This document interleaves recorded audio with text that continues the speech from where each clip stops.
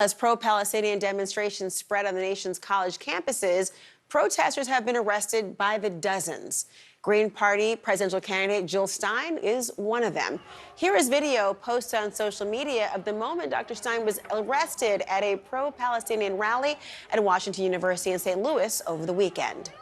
She joins me now. Thank you so much for being here, Dr. Stein. We were just talking with my colleague about, the connective tissue and the ask and what's happening. I am really interested in why were you at the protest, and did you intend or know or even anticipate that you could get arrested?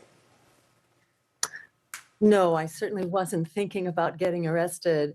I attended the encampment to basically show support for the students because they are putting everything on the line. Their careers, their graduation, their housing, you name it, really, their lives are very much on the line here in taking these actions. And, to my mind, they are upholding the highest values of American society in opposing genocide and also standing up for our constitutional rights to free speech and to the right to protest.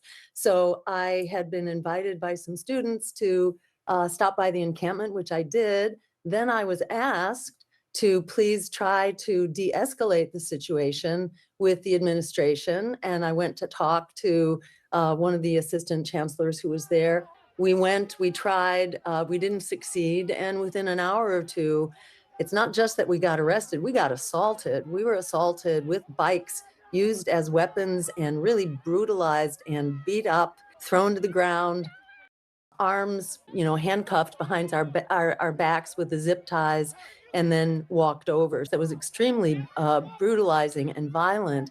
And I would point out that these tactics that are being used by the police have actually been imported from the Israeli Defense Forces, which we now call the Israeli Occupation Forces, who've been undertaking these training programs in most of the states, at least many states, and certainly in Georgia, in Louisiana, in Texas. The Israeli occupation forces are part of Well, these international training programs for police, and importing these very oppressive techniques that are used on Palestinians. It actually began in 2011, and this was analyzed after the Michael Brown riots and the very brutal actions of the police force. In fact, in taking down Michael Brown, that police force, the St. Louis police force, had actually been trained starting at that time by the IDF. And in an analysis done by Ebony Magazine, it was pointed out that extremely violent tactics were being imported along with these programs of sending surplus military equipment to our states and to our cities and towns for the I use of I absolutely armored hear you. vehicles and things. I do hear you, Dr. Stein. Some schools have started suspending student protesters. They've asked officers to come onto the grounds as well. Do you think that suspension or the type of punishment that you have endured is appropriate for the student body? Absolutely not. I do think that the students are standing up for our right to protest, our right to free speech, and for a value, which is basically stopping this genocide and seeking to use economic boycotts and sanctions, much like the boycotts in South Africa. And to your point, yes, violence has been inflicted by police for a long time. And in the Colombia protests against the Vietnam War, 700 students were arrested and 150 were actually hospitalized due to the police brutality. I know this is an issue that's very important to you. What do you think ought to be done, especially when you do have some divergent viewpoints from the student body as to the violation of school policies? What do you think ought to be done here? So after the Colombia unrest in 1968, there were policies adopted by the university to ensure that there would be due process, that there would be sufficient warning in advance. And that's all being violated right now. It's being violated by the administration, which is why the faculty vehemently objects to what's being done and why the faculty came out in great numbers to actually surround the encampment and to help protect the students. There is no danger here. The danger is being imported along with the police. These are riot police which are creating a riot. The protests themselves and the encampments, I've been to many of them, they've been extremely peaceful, they've been educational, extremely calm, and community building. So I think the use of police here is entirely unjustified.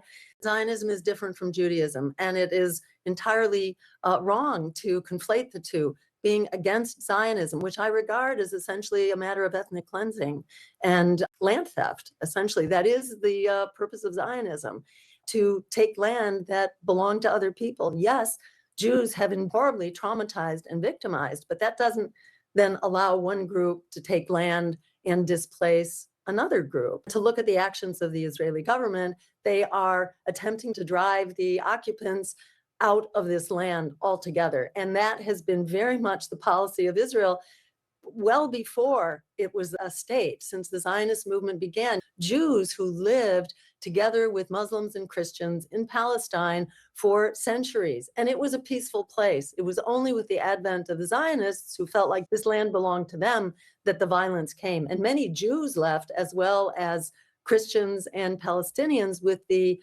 entry of the Zionists. This is a very difficult topic for people of Jewish background to come to terms with. And I see this as someone who grew up in the 60s. I see this as remarkably similar to the very difficult wake up of the white community with the civil rights movement in the 1960s. This was a difficult conversation that involved confronting the many institutions of white supremacy and the very challenging conditions of racism that were endemic, in our schools, in housing, and so on.